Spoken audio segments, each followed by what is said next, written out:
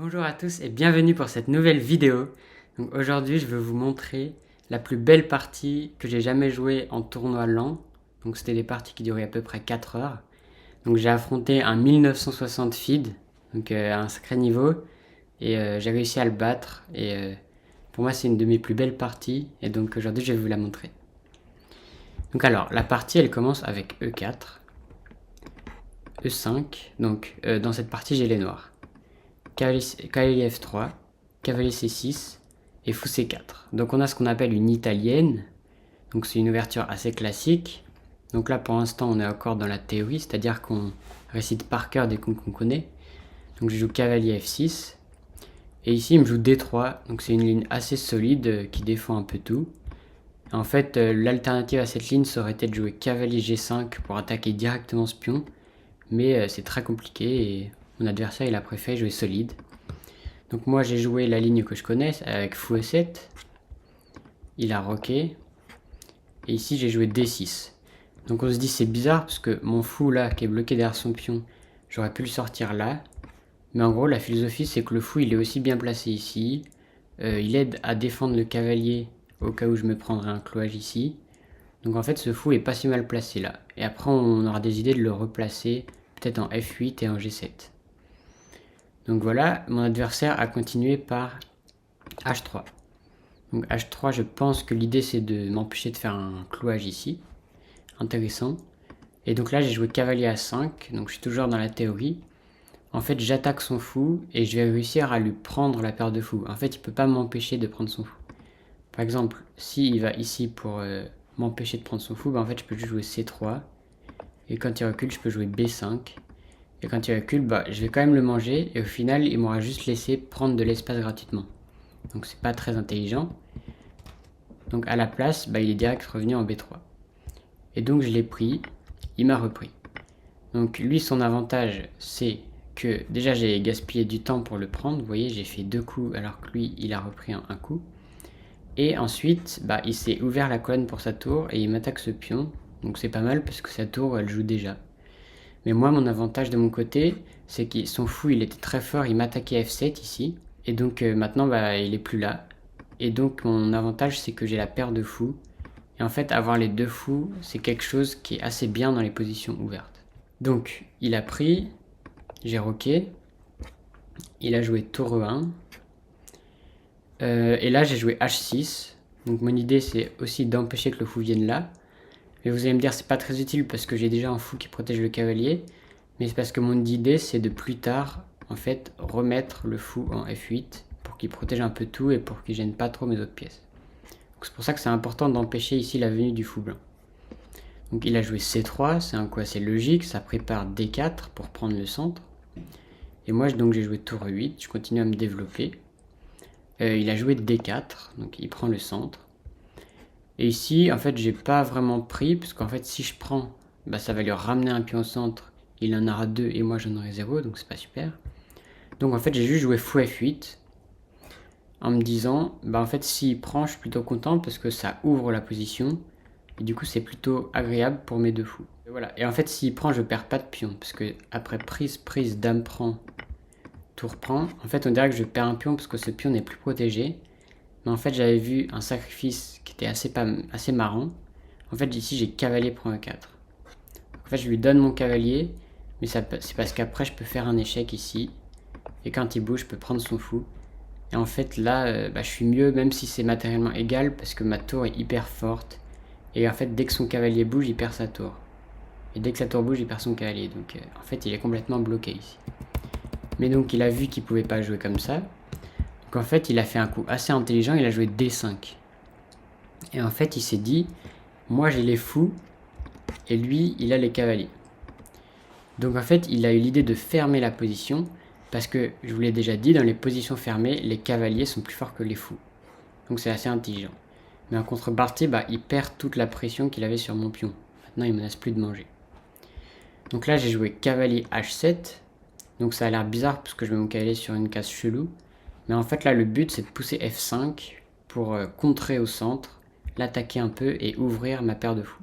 Lui, il a joué C4. Et donc j'ai joué F5 pour un peu m'en prendre à son centre.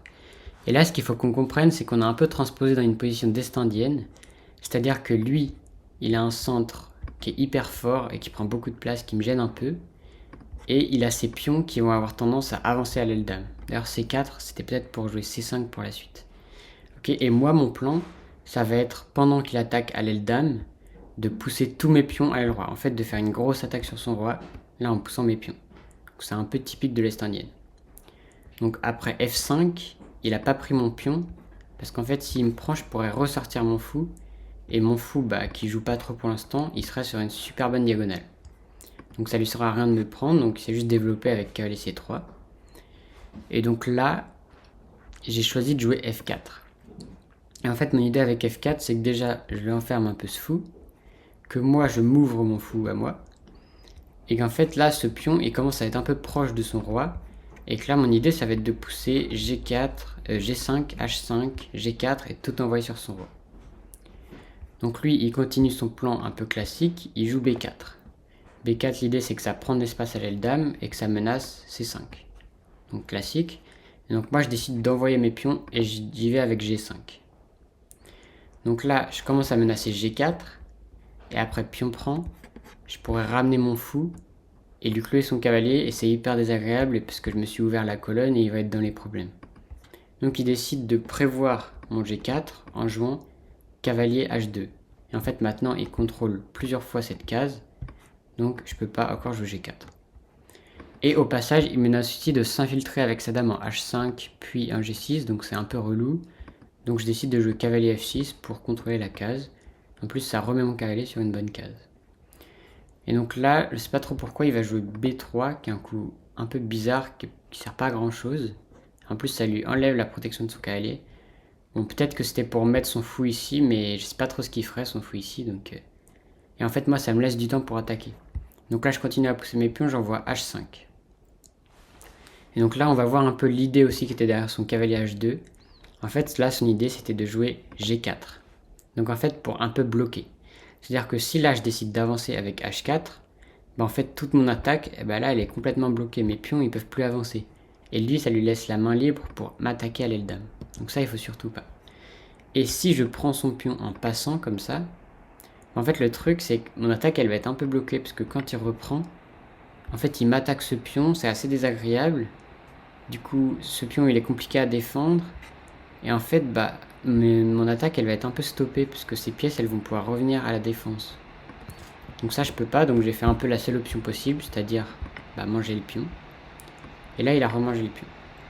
Donc là, en fait, je suis pas mal, puisque je me suis quand même ouvert une colonne proche de son roi. Donc là, mon but, c'est d'amener des pièces vers la colonne. Donc je vais faire un truc qui m'a semblé intelligent, mais en fait, qui n'était pas hyper intelligent. Puisque lui, là, son plan, en gros, c'est de jouer F3. En fait, c'est ça. Et comme ça, tout sera hyper solide autour de son roi, même s'il a un peu avancé ses pions. Donc ça, c'est son plan. Moi, je me suis dit, ouais, je vais jouer Dame D7 pour provoquer F3. Et après, venir en H7, et comme ça, j'aurai gagné du temps pour venir sur la colonne. Mais en fait, ça sert un peu à rien de provoquer F3, parce que dans tous les cas, c'est un coup qu'il voulait jouer. Donc c'était pas hyper intelligent. Ok, donc ensuite, ça a continué. Il a joué Dame E2 pour ramener ses pièces à la défense. Donc là, je me suis dit, en fait, j'aimerais bien que cette tour, elle soit devant ma dame sur la colonne, pour vraiment pouvoir lui mettre la pression. Parce qu'en plus, son cavalier est un peu enfermé. Je me suis dit, si je fais comme ça, ça prend 1, 2, 3, 4 coups. Donc je me suis dit, je vais être malin. Je vais jouer Dame H8. Et comme ça, ça va prendre que 3 coups après Dame H8 pour venir avec la tour. En fait, c'est quand même bizarre parce que la Dame en H8, elle fait pas grand chose, quoi. Et c'est là où il a fait une erreur qui m'a laissé le temps de consolider l'attaque. Il a joué Dame F2. Et en fait, Dame F2, son idée, c'est qu'il attaque 2 fois le pion, vous voyez, avec le tour et avec la Dame. Mais en fait, lui, pendant qu'il va me grappiller un pion, moi, en fait, ça me laisse plein de temps pour attaquer. À la place de Dame F2, qu'est-ce qu'il aurait fallu faire? En fait, ici, l'ordinateur dit qu'il fallait jouer avec Roi G2. Comme ça, quand je joue Tour E7, il peut arriver avec sa tour en H1. Et donc, quand j'arrive, il n'y a plus vraiment de problème. Mais donc ça a été raté. Donc ici, il a joué Dame F2, donc pour m'attaquer ce pion. Et moi, je me suis dit, bon, l'attaque, c'est sur son aile roi. Moi, je m'en fiche un peu de ce pion. Ça va pas me changer grand-chose dans mon attaque. Donc, j'ai continué avec Tour E7. Et lui, il a été un peu gourmand, il est allé me manger le pion. Donc bon, j'ai remangé la tour, il a remangé. Mais là, le problème, vous voyez, c'est que toutes ces pièces, en fait, elles sont hyper loin de la défense de son cavalier et de son roi, tout court.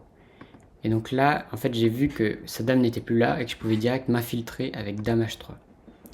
Et là, le truc, c'est que je mets la pression sur ce pion qui est hyper faible. Je menace de venir avec tour H7 pour attaquer son cavalier sur la colonne. Et j'ai une menace qui était un peu plus discrète, c'était de faire fou prend G4. Et en fait, quand il reprend du pion, bah, il y a son cavalier qui est derrière, qui est plus protégé, justement parce qu'il a joué B3, qui n'était pas un super coup. Donc ça, c'est une menace. Donc j'ai beaucoup de menaces quand je joue ce coup. Donc lui, il est revenu un peu en panique avec dame F2. Et donc là, j'ai pu envoyer ce que j'avais préparé, c'est-à-dire fou prend G4. Donc il a joué cavalier prend, mais ça change rien parce que je peux juste reprendre du cavalier. Il a joué pion prend. Et donc là, ce qu'il faut comprendre, c'est que ma dame est hyper forte. Ses pièces, en fait, elles sont complètement désorganisées et son roi est hyper faible. Donc en fait, ici, j'ai un énorme avantage. Donc là, je pourrais direct prendre son cavalier, mais j'ai trouvé un coup encore plus fort. C'est tour H7.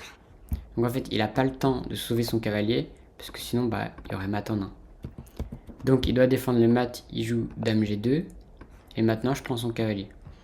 Et là, en fait, sa position, elle est catastrophique. Là, j'attaque tous ses pions, il peut pas tous les défendre. Je menace de venir avec la tour comme ça et de le clouer. Enfin, en fait, il est quasiment foutu. Bon, il a essayé de se battre un peu, il a joué fou D2. J'ai pris le pion. Et il a joué tour C1 en se disant, bon bah comme ça, tous mes pions qui étaient attaqués, j'en ai perdu un, mais au moins je protège les autres. Mais là, en fait, ça arrive de partout parce que je peux jouer tour H3. Donc ici, en fait, je menace tour G3 qui cloue la dame et donc qui gagne la dame. Donc il s'est écarté cette menace avec roi F1. Mais là, je suis arrivé pour lui mettre un échec. Et là, donc, il peut pas revenir là parce que bah, je lui cloue sa dame. Il peut pas bloquer avec sa dame, je peux vous montrer. Parce qu'en fait, je vais pouvoir la récupérer, vous voyez, avec ma tour, comme ça. Là, il peut plus sauver sa dame. Donc en fait, il est obligé de bouger avec son roi. Et là, j'ai trouvé un joli coup pour finir la partie. J'ai joué F3. Et en fait, si il prend ma tour, je lui fais mat en 1. Et j'attaque sa dame. Il a joué dame F1 pour essayer un peu de défendre le mat et de rester à côté de son roi. Mais là, j'ai joué tour H1 ici et il a abandonné parce qu'il va perdre sa dame. Et s'il prend ma tour, c'est échec et mat. Voilà, donc j'espère que cette vidéo vous aura plu.